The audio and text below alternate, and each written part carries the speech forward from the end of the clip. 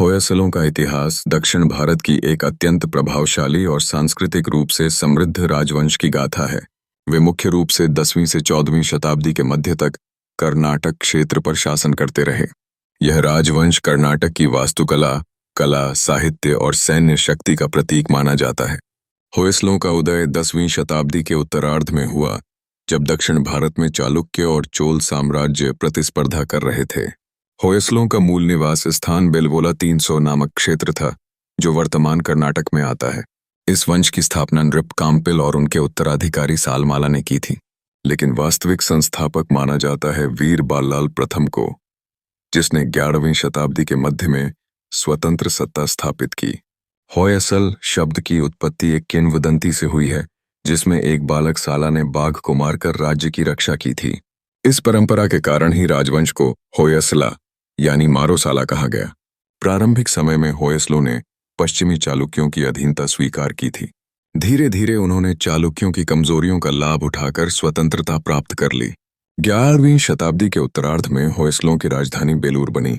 बेलूर को उन्होंने एक धार्मिक और सांस्कृतिक केंद्र के रूप में विकसित किया। विष्णुवर्धन होयसला वंश का महान राजा माना जाता है, जिसने चोलों को हराया। उसने 1100 में तालाकाडू के युद्ध में चोलों को पराजित किया। विष्णुवर्धन प्रारंभ में जैन धर्म का अनुयायी था, परंतु बाद में रामानुजाचार्य के प्रभाव से वैष्णव धर्म को अपनाया। उसकी पत्नी शांति देवी ने जैन धर्म को समर्थन दिया, जिससे होयसलों में धार्मिक सहिष्णुता दिखती है। विष्णुवर्धन ने अनेक मंदिरों का निर्माण कराया, जिसमें सबसे प्रसिद्ध है चन्नाकेशव मंदिर, बेलूर। चन्नाकेशव मंदिर की वास्तुकला होयसला शैली की सर्वोच्च कृति मानी जाती है। इसमें नक्काशी, मूर्तिकला और ग्रेनाइट पर सूक्ष्म चित्रण देखने योग्य है। विष्णुवर्धन के पुत्र नरसिंह प्रथम ने युद्ध और प्रशासन में दक्षता दिखाई। नरसिंह ने कर्नाटक के दक्षिणी भागों पर नियंत्रण स्थापित किया। होयसलों की दूसरी राजधानी हलेबीड बनी, जो द्वारसमुद्र के नाम से भी जानी जाती थी। हलेबीड में होयसलेश्वर और शांतिश्वर मंदिर स्थापत्य के अद्भुत नमूने हैं। ये मंदिर द्वैतीय योजना, विस्तृत मूर्तिकला और स्थापत्य शैली में अद्वितीय हैं। होयसलों की शक्ति 12वीं और 13वीं शताब्दी में अपने चरम पर थी। उन्होंने पांड्य, चोल और काकतीय राजाओं से बार बार युद्ध किए। उन्होंने मैसूर, चिकमंगलूर, दक्षिण आंध्र प्रदेश और तमिलनाडु के कुछ भागों पर नियंत्रण किया। रामानुजाचार्य जैसे संतों ने होयसला दरबार में आध्यात्मिक प्रभाव डाला। इसके चलते वैष्णव भक्ति आंदोलन को बल मिला।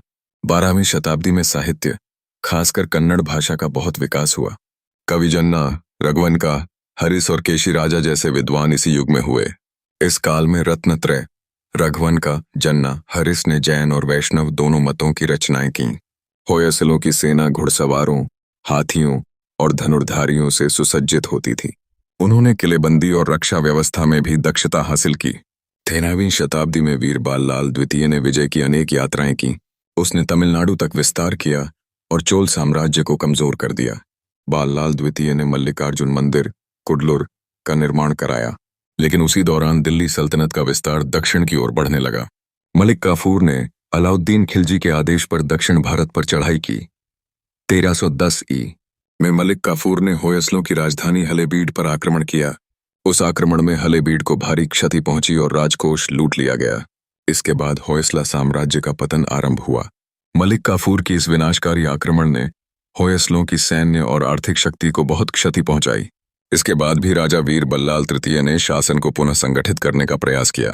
उसने अपने राज्य को स्थिर करने के लिए विद्रोही सरदारों को कुचला, लेकिन दिल्ली सल्तनत की बढ़ती शक्ति के सामने होयसलों की ताकत घटती गई। वीर बल्लाल तृतीय एक वीर और आत्मसम्मानी शासक था, जिसने अंतिम समय तक संघर्ष किया। उसने चोलों और पांड्यों से भी युद्ध किया और कई बार विजय प्राप्त की। होयसलों के पतन का दूसरा बड़ा कारण आंतरिक संघर्ष था। प्रांतीय शासक स्वतंत्रता चाहने लगे थे, जिससे केंद्रीकृत सत्ता कमजोर हो गई। आर्थिक संसाधनों की लूट और लगातार युद्धों ने राज्य की स्थिति बिगाड़ी।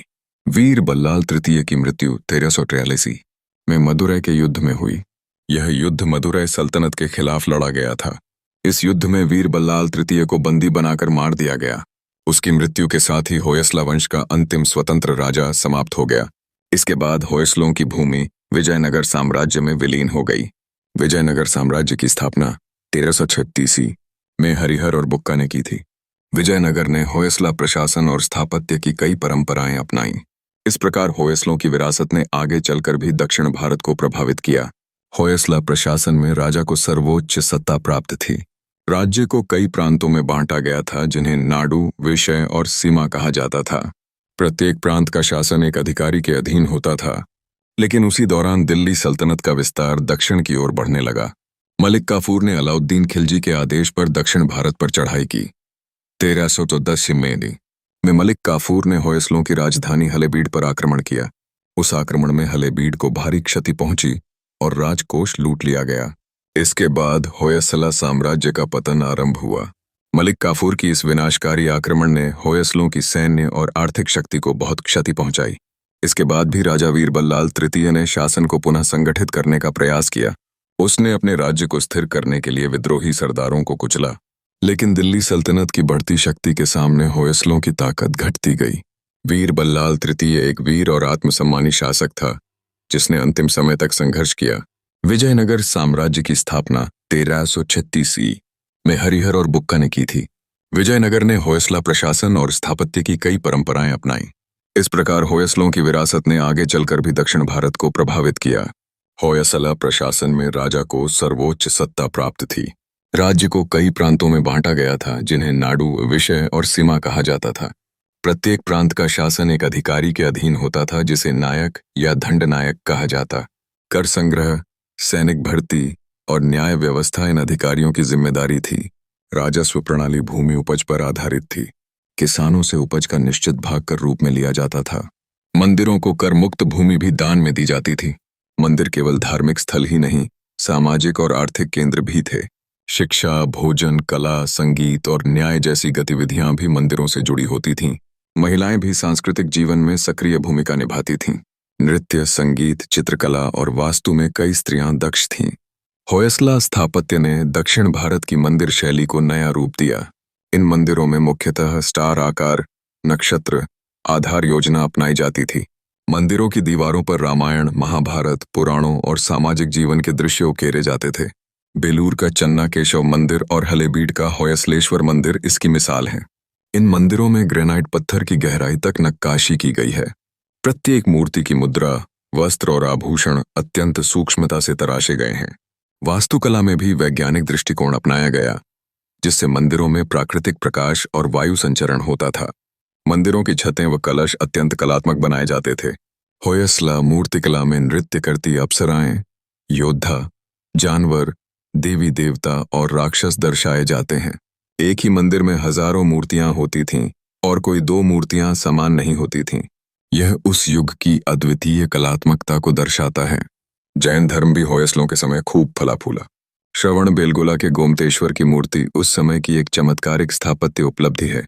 गोमतेश्वर की यह मूर्ति एक शिला से तराशी गई और यह 57 फीट ऊंची है।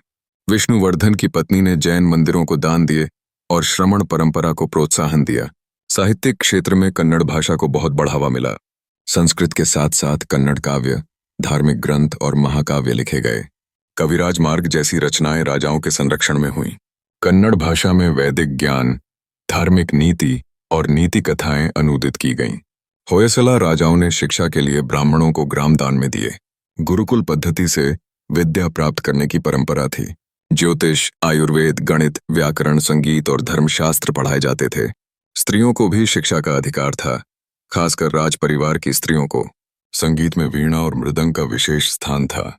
मंदिरों में भक्ति संगीत का आयोजन होता था। नृत्य की परंपरा देवदासी प्रथा के माध्यम से संरक्षित की जाती थी। देवदासियां मंदिरों में नृत्य और संगीत प्रस्तुत करती थीं। यह भक्ति और कला का अद्वितीय संगम था। होयसला का सिक्का प्रणाली भी सुव्यवस्थित थी। गंडा, हुन और पन जैसी मुद्राएं प्रचलन में थीं। इन पर देवताओं, राजाओं और शिलालेखों की आकृति अंकित होती थी। व्यापार भी विकसित था, विशेषतः हाथी दांत, मसाले, वस्त्र और आभूषणों का। दक्षिण भारत के व्यापारिक बंदरगाहों से अरब, चीन और श्रीलंका तक व्यापार होता था। राज्य में विभिन्न जातियों और धर्मों के व्यापारी बसे थे। इससे सांस्कृतिक समन्वय और आर्थिक समृद्धि को बल मिला। होयसला काल में कई नगर योजना के आधार पर विकसित हुए। नगरों में मंदिरों के इर्द गिर्द बाजार और आवासीय क्षेत्र होते थे। प्रशासनिक भवन, जलाशय और उद्यान भी नगरों का हिस्सा होते थे। जल प्रबंधन के लिए कुएं, बावड़ियां और तालाब बनाए जाते थे। कृषि भी राज्य की रीढ़ थी, जिसमें चावल, ज्वार, गेहूं और कपास की खेती होती थी। सिंचाई के लिए नहरों और कृत्रिम झीलों का उपयोग किया जाता था। राजा कृषि को संरक्षण देता था और अकाल के समय सहायता प्रदान करता था। दोस्तों, ऐसे ही जानकारी भरे वीडियोस के लिए चैनल को सब्सक्राइब करके बेल पर टच करें, लाइक, शेयर, कमेंट करें। पिछली वीडियोस के लिए आई बटन पर टच करके वीडियोस लें।